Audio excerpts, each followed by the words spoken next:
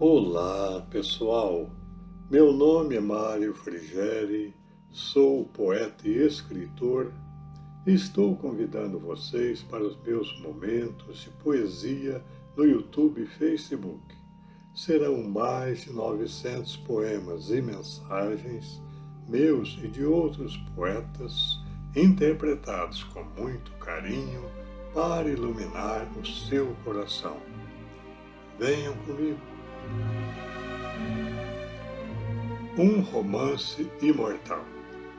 A vida de Elizabeth Barrett e Robert Browning, dois dentre os maiores poetas da língua inglesa, é uma narrativa envolvente que celebra o amor em sua expressão mais pura e corajosa. É uma história de encontros, superações e inspirações mútuas que nos ensina sobre a força dos laços afetivos e o poder transformador da poesia.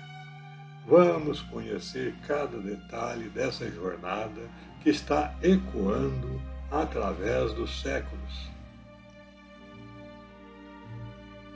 Elizabeth nasceu em 1806 na Inglaterra, em uma família abastada. Desde a infância, demonstrava inteligência incomum e uma paixão profunda pela literatura, compondo poemas aos 12 anos e estudando línguas como grego e hebraico por conta própria. Aos 20 anos, publicou sua primeira coleção de poemas, que lhe rendeu reconhecimento no círculo literário da época.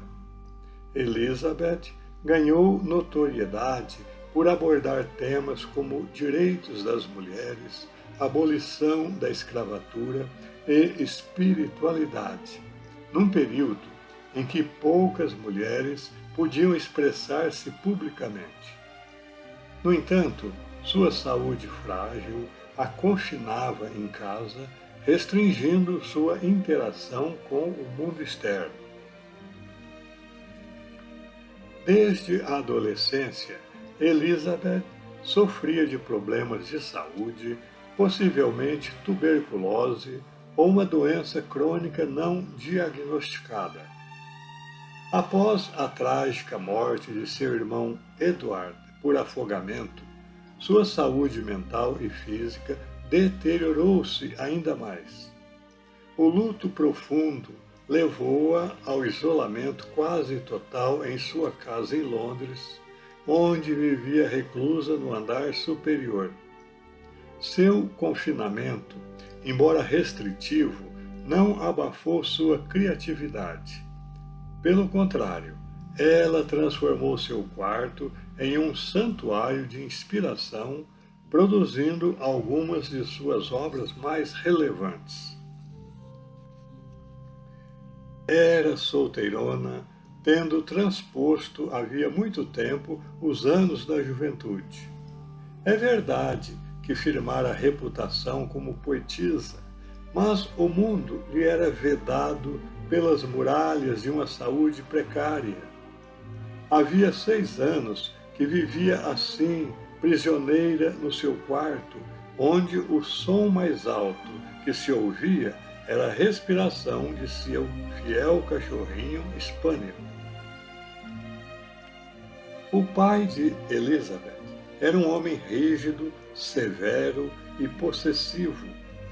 Ele controlava rigidamente os filhos, em número de 12, proibindo-os de se casarem, sob pena de serem deserdados. Para Elizabeth, essa relação autoritária era uma fonte constante de conflito e sofrimento.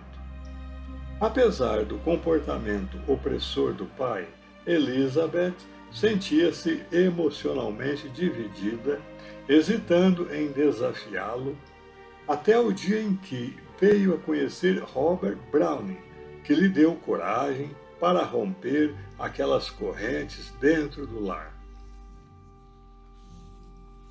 Robert nasceu em 1812 em uma família de classe média de Londres. Desde jovem, mostrou-se fascinado pela literatura e pelo teatro, absorvendo influências de grandes nomes como Shelley e Byron. Ele iniciou sua carreira com obras dramáticas, mas foi na poesia que encontrou sua verdadeira voz. Embora suas publicações iniciais não tenham tido grande impacto, Robert já era respeitado por alguns críticos pela inovação e complexidade de sua obra. Sua poesia explorava temas psicológicos profundos, repletos de simbolismo e narrativas intensas. Contudo, foi sua correspondência com Elizabeth que transformou tanto sua vida quanto sua obra, despertando o poeta para um amor que ele até então desconhecia. Havia frequentemente um grande volume de cartas endereçadas a Elizabeth, pois sua única atividade era a da escrita. Mantinha uma correspondência animada, além de dar largas à poesia, de que lhe provinha grande parte do que hoje se chamam cartas de fãs. Era seu costume jogar tais cartas ao fogo por puro enfado. Mas não a carta que chegou naquele dia. Embora o ignorasse, aquela carta era uma chave que girava lentamente na fechadura de sua prisão. Era o primeiro passo na transformação de uma solteirona doentia na heroína de um romance imortal da história literária. Depois de olhar a assinatura, Elizabeth leu com interesse o seguinte, abre aspas, amo seus versos de todo o coração, cara senhorita Barrett, da mesma forma como amo a senhora também, fecha as aspas. Assim, principiava o impetuoso missivista que passava depois a elogiar a poesia vívida de Elizabeth, com uma compreensão ardente que lhe animava o coração. Elizabeth conhecia a obra de Robert, embora essa obra, naquele tempo, não fosse tão famosa quanto a dela. Robert conheceu Elizabeth inicialmente por meio dos poemas que ela publicava. Encantado pela sensibilidade e profundidade de sua escrita, escreveu-lhe uma carta cheia de admiração em janeiro de 1845, na qual fazia aquela declaração de amor. Essa correspondência marcou o início de um romance epistolar que durou muito tempo, com cerca de 573 cartas trocadas entre ambos. Quando finalmente eles se encontraram pela primeira vez, ainda naquele ano, Robert ficou impressionado pela delicadeza e inteligência de Elizabeth, enquanto ela, embora encantada, mantinha certa reserva devido à sua condição física precária e ao rigorismo com que era tratada pelo pai. Ela, porém, escreveria mais tarde, referindo-se a Robert nessa primeira visita. Depois que você veio, nunca mais foi embora. No início, Elizabeth relutava em corresponder aos sentimentos de Robert. No entanto, ele persistiu, demonstrando um amor sem possibilidade de desistência e um apoio que a encorajava a acreditar em si mesmo. Robert a incentivava a viver em plenitude e, aos poucos, o relacionamento deles tornou-se um porto seguro para ambos, fundamentado no respeito mútuo e na paixão pela poesia. Então, as cartas começaram a cruzar velozes todos os dias, ou dia sim, dia não, e revelam o progresso de uma das relações humanas mais raras e mais perfeitas de que se tem notícia neste mundo. O quanto a poetisa tinha de escravizada, o poeta tinha de livre. Ele morava com seus pais, que eram compreensivos, e uma dedicada irmã única, numa casa agradável nas proximidades de Londres, e todo o seu tempo e energia eram dedicados a escrever poesia.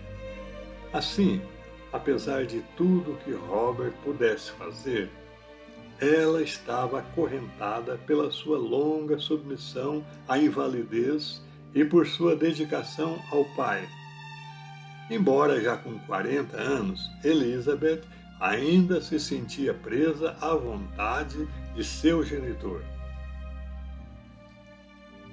O amor de Elizabeth e Robert floresceu a tal ponto que ela resolveu tomar a decisão mais corajosa de sua vida: romper os grilhões familiares e fugir com ele. Eis o que aconteceu. Ao terminar o verão daquele ano, o pai cogitou, por sugestão médica, em mandar Elizabeth para um país de clima um pouco mais ameno, como a Itália, por exemplo, para fugir aos rigores do inverno londrino. Todos os preparativos foram feitos. Sua irmã e um de seus irmãos seriam seus acompanhantes. Porém, no último instante, o pai mudou de ideia e permaneceu inflexível. Elizabeth ficou tão aborrecida que, a partir desse dia, desprenderam-se dela os grilhões que a traziam atada ao pai por uma vida inteira. E quando se desviou do pai como seu ídolo dominador, encontrou outro ídolo, agora libertador, para o seu coração. Seu maior obstáculo nesse período era sua própria fraqueza física. Por insistência de Robert, ela lutava para adquirir forças, saindo do quarto e descendo ao andar térreo, coisa que não fizera em invernos passados. Ainda assim, temia tornar-se um fardo para ele. Pior ainda era o seu medo de que a intimidade dos dois fosse descoberta. Se o pai soubesse desse relacionamento, todas as cartas de Robert seriam destruídas antes mesmo de lhe chegarem às mãos. E ele seria proibido de frequentar a casa. E à medida que aumentava o amor entre eles, piorava o clima no ambiente familiar. Quanto mais passava o tempo, mais se tornava evidente que a única saída dessa situação era uma fuga de ambos para a Itália. Mas Elizabeth continuava adiando essa decisão. Ela então saía frequentemente com uma acompanhante para se fortalecer e chegou a passear em um parque e fazer visitas a alguns conhecidos. Tudo isso ia fortalecendo-lhe as asas. Mas o verão ia passando e outro inverno talvez a encontrasse ainda cativa em sua prisão. Foi então que, sem o querer, seu pai tomou a decisão que a libertaria. Por ordem dele, a família devia mudar-se dali por um mês a fim de que aquela casa fosse redecorada. Robert disse a ela que, se isso acontecesse, seu casamento estaria impossibilitado por mais um ano. Dessa vez, Elizabeth não titubeou. Na manhã daquele sábado de 12 de setembro de 1846, ela escapuliu de casa com sua fiel camareira sob o pretexto de visitar uma velha amiga. Sentiu-se mal no caminho, mas foi reanimada com sais de uma farmácia das proximidades. Chegaram afinal à igreja, onde Robert esperava com um primo, e lado a lado pronunciaram os votos que os uniam para sempre. Exausta, Elizabeth voltou em seguida para casa com a camareira e a fuga foi combinada para quando ela estivesse mais forte. A confusão na residência produzida pela mudança serviu para encobrir os rápidos e secretos preparativos de Elizabeth. Robert não ia mais visitá-la. A pena de Elizabeth estava ocupada com a carta que pretendia deixar ao pai, a cujo perdão ainda aspirava. Veio então a ordem para que a família se mudasse para a nova residência. Não havia tempo para maiores delongas. As coisas de Elizabeth, embaladas e retiradas de casa às escondidas, foram despachadas por antecipação. Uma semana depois do casamento, Elizabeth e sua camareira desceram furtivamente a escada pela última vez, levando seu dedicado cachorrinho. A pouca distância, Elizabeth encontrou Robert à porta de uma livraria. Tomaram um carro para a estação e assim se iniciava a primeira etapa de uma longa viagem rumo ao sol e à alegria. Elizabeth havia deixado uma carta ao pai para informá-lo do casamento e da fuga, mas ele a deserdou e nunca mais, durante toda a vida, respondeu às suas cartas. A fuga marcou o início de uma vida nova para o casal. Eles partiram para a Itália, longe das opressões familiares, onde encontraram liberdade e felicidade. Os anos que se seguiram foram idílicos. Paris, Florença, Roma, lareiras acesas, calor, paz e poesia, e sempre um companheirismo perfeito. Elizabeth ressurgiu em força e saúde. Na primavera de 1849, deu à luz um belo menino e a felicidade redobrou. Fizeram algumas visitas à Inglaterra, mas Elizabeth nunca chegou a demover o rancor frio de seu pai. Ele limitava-se a devolver-lhe com o lacre intacto todas as cartas que ela lhe escrevera. Da parte dele, era como se ela tivesse morrido. Mas Robert Browning, que a tinha salvo justamente desse estado deplorável de coisas, conseguiu, graças aos seus cuidados e carinho, conservá-la neste mundo de luz e amor até 1861. Foi, de repente, numa noite de junho em Florença, que se agravou um último ataque de bronquite. Elizabeth estava com 55 anos. Mandaram chamar o médico.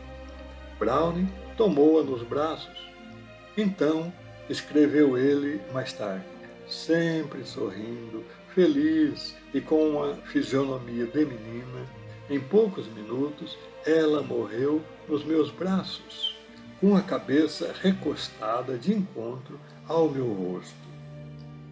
Robert, devastado, deixou a Itália e dedicou-se a preservar a memória de sua amada, publicando suas obras póstumas e cuidando do filho. Elizabeth e Robert deixaram uma herança imortal. Suas obras moldaram a poesia inglesa, enriquecendo-a com sentimentos humanos profundos e com a beleza da expressão literária. O exemplo de seu amor transcendeu a literatura, tornando-se símbolo de superação e união. Elizabeth permanece como uma das vozes femininas mais influentes da poesia, enquanto Robert é celebrado como um mestre dos monólogos dramáticos. Juntos, provaram que o amor é capaz de romper todas as barreiras, eternizando-se na arte e na história. Elizabeth deixou um testemunho duradouro de seu amor grande e puro. Um dia de manhã, na Itália, ela depositou nas mãos de Robert um maço de poemas que seriam mais tarde publicados sob o título de Sonetos da Língua Portuguesa. Um deles é o mais belo poema de amor que uma mulher já escreveu em inglês e que iremos analisar a seguir. Antes dessa análise, porém, permitam-nos falar sobre um certo paradoxo que ocorre entre a tradução rimada de um poema e a sua tradução sem rimas.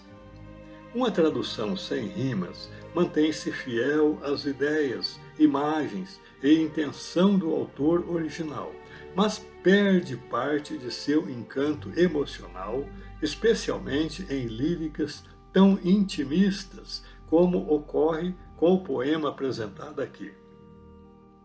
Por outro lado, uma tradução com rimas recria a musicalidade e a beleza do poema, sacrificando, porém, nuances e significados, porque o tradutor precisa adaptar palavras e até alterar ideias para preservar o esquema de rima e de ritmo. Esse paradoxo ressalta que cada escolha na tradução poética envolve perdas e ganhos.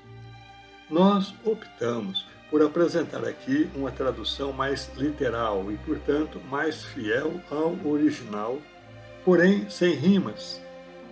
Essa bela tradução foi feita por Teresa Cristina Roque da Mota, que é editora, tradutora e poeta. Dito isto, vamos ao soneto escrito por Elizabeth a seu amado Robert. Como te amo! De quantas formas eu te amo! Deixa-me contá-las. Amo-te profunda e largamente, e tão alto quanto alcança a minha alma, quando perco de vista os propósitos do ser e do ideal da graça. Amo-te tanto quanto as menores necessidades do dia a dia, seja a luz do sol ou a luz de velas. Amo-te livre, como os homens lutam pelo direito. Amo-te de modo puro, como afastam o elogio. Amo-te com a paixão que tenho pelas minhas tristezas mais antigas e com minha fé infantil. Amo-te com um amor que pensei ter perdido, com os santos que perdi.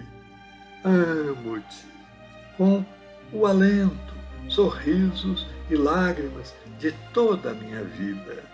E, se Deus quiser, irei amar-te ainda mais depois que eu morrer.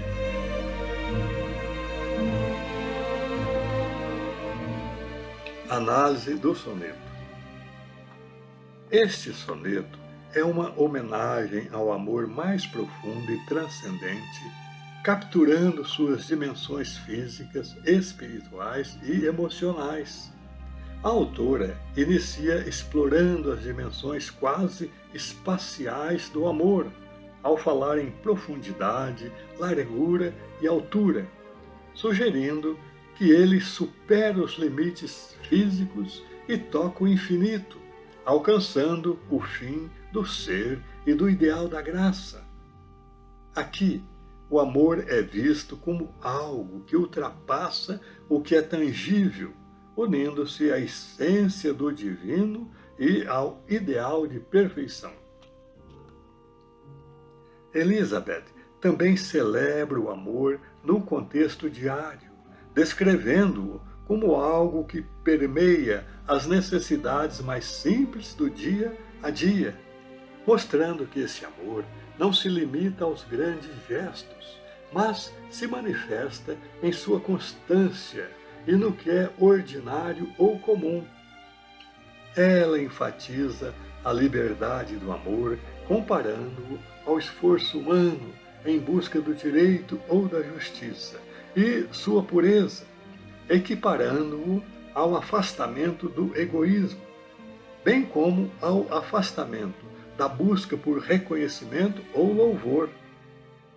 Essa passagem revela um amor desinteressado, genuíno e altruísta. O amor é também descrito como redentor e transformador. A autora canaliza as dores do passado e a fé infantil para alimentar sua paixão, mostrando como experiências difíceis moldam e fortalecem sua capacidade de amar. O poema culmina com a ideia de que o amor paira muito acima e além da vida terrena. A crença de que ela poderá amar ainda mais após a morte conecta-se à espiritualidade, sugerindo que o amor é imortal e continuará em outra existência, reforçando assim sua dimensão celestial. O soneto Como Te Amo é uma celebração intensa e sublime do amor que une o cotidiano e o transcendental, o humano e o divino. A linguagem simples e direta, combinada com imagens ricas, torna este soneto uma das expressões mais emblemáticas da poesia romântica. É um convite feito a nós para refletirmos sobre a profundidade do amor que sentimos e como ele pode arrebatar-nos para além dos limites da existência humana.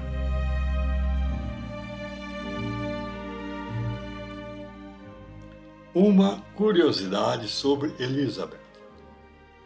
O livro de autoria de Elizabeth continha 44 sonetos. Sempre nos perguntamos por que ela deu ao livro o título de Sonetos da Língua Portuguesa, se ela nunca teve nenhum vínculo realmente forte com o nosso idioma. Após algumas pesquisas, descobrimos que ela quis publicar o livro como se contivesse traduções de sonetos estrangeiros, talvez de Camões, e não de sua autoria, a fim de proteger a privacidade de seu relacionamento com Robert Browning. Os poemas tocavam nesse relacionamento de forma demasiadamente pessoal para cair no domínio público sem algum tipo de reservas. Outra razão plausível também pode ser o fato de Robert chamar frequentemente Elizabeth de minha pequena portuguesa, devido à admiração que ela devotava à poesia de Camões. É isso. Espero que vocês tenham gostado. Obrigado por assistir a nossos vídeos. Não se esqueçam de deixar seu like, inscrevam-se e acionem o sininho para receber em primeira mão os próximos poemas e mensagens. Um grande abraço e muita paz.